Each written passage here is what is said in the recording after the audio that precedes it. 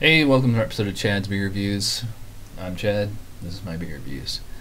If you're new here, I've been doing this show for almost 5.5, almost 6 years now.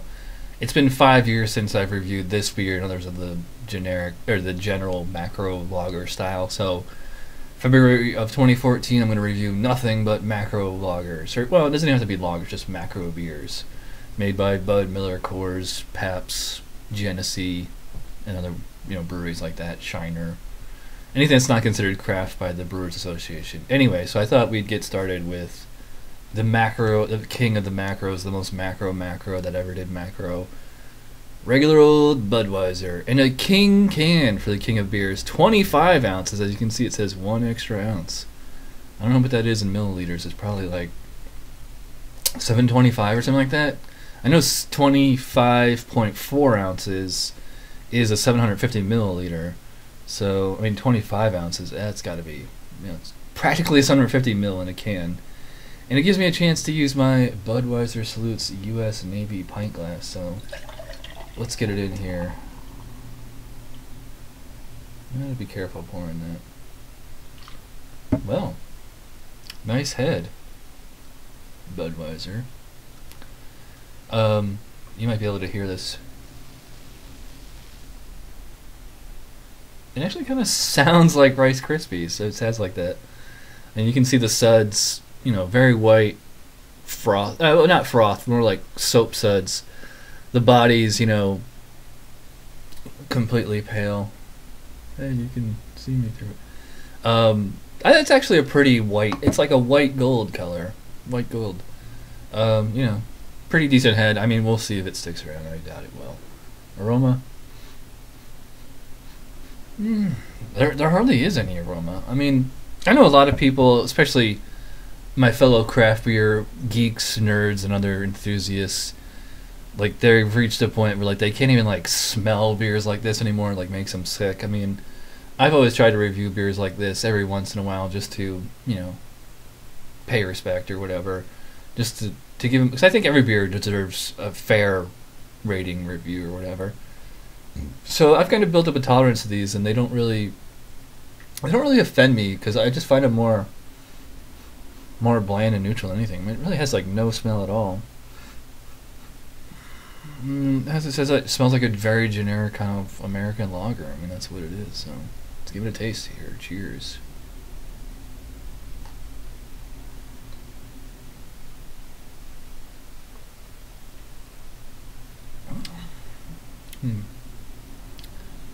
It has a distinct like tanginess to it. Like there's certain like off hint of like metal or metallic flavor.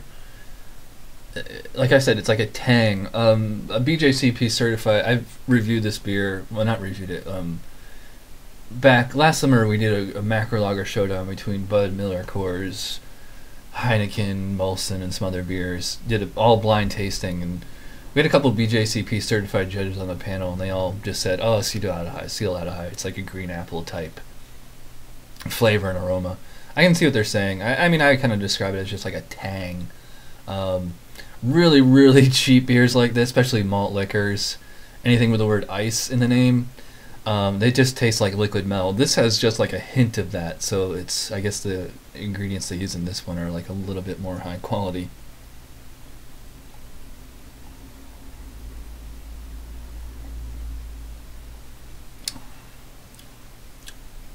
There was like a little bit of sweetness to it. A little. When it's brewed with rice, they make no bones about it. They actually put it right on the can there. Choicest hops, rice, and best barley malt. Right, when I first started reviewing beers, to me this beer, I actually always kind of liked Budweiser because I always thought it just tastes like Rice Krispies. I really don't taste like rice per se anymore. To me it just tastes, I've had so many of these macro lagers, they all just kind of taste the same, which is going to make reviewing 28 straight of them in a row very, very challenging to try to separate the differences.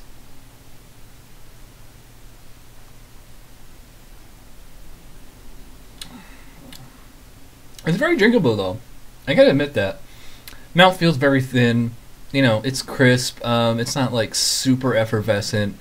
It doesn't have like that fine champagne type of carbonation. I mean, there's definitely fizz. I mean, you hear me burping every once in a while. But it's not like a challenge to get down. It's clean. It's refreshing. There's a little bit of like kind of the, I guess it's the acetaldehyde aftertaste. A little bit of like green apple, kind of just generic pale, cheap pale malt flavor. Yeah, I mean, to me, this beer and other ones, they're more, they're bland. I guess they're offensive in that because of their blandness. I know certain craft beer nerds, in fact, they're probably watching this. They're like, "Oh, how can you even drink that?" And all the comments just like, blah, blah, just like, "No, never drink that." And I don't drink this stuff either. I just want to review it. People like that, like they smell this beer or taste this beer, and like it makes them, it's repulsive to them. To me, I'm just like, it's just bland. I got rate beer here, so let's give this thing a formal review. Aroma, I don't know. Like I said, it had hardly any aroma at all. It was inoffensive. So I mean, scale of 1 to 10, I guess 5 would be neutral. I'll give it a 5 on aroma. Appearance, wow, it actually did have a little bit of lacing. I'm surprised. I don't mind the pale color. I mean, I've seen craft lagers that were the same color and clarity as this. I think that's actually kind of impressive. But the head, well, I guess the head's sticking in there a little bit. I'll give it a 4 out of 5 on appearance. Now I give it a 3. Need a little bit more head to get a 4. Taste, again, mostly inoffensive and bland. I mean, I think it tastes a little bit better than it smells, but anything over a 5 would mean that it tastes good, so. And as it warms, it starts to get more appley and more metallic-y. I'll give it a 4 out of 10 on taste. Palate, I mean, that's the drinkability, that's the actual mouth feel. I mean, it's a thin mouth feel. It's refreshing, it's easy to drink. It seems a little too generous to give it a 5, so I'll give it a 4.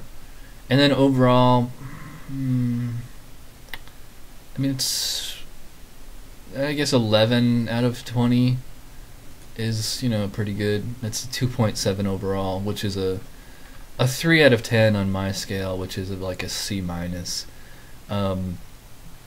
Even that seems a tad low, but, I mean, 3, yeah, I can drink this, but I don't want to drink it all the time. I just really don't see the need to. So, yeah, I guess that's as good as we're going to get. Yeah, so yeah, 3 out of 10 for Budweiser. Oh yeah, and the reason I use this Budweiser Salutes U.S. Navy glass, because I was in the Navy, and I got this glass when I was in the Navy. I got it like 10 years ago when I was still on active duty. So, yeah, that does it for this episode. Stick around for the next 27 more days for more beer reviews like this. I will see you later. Thanks for watching.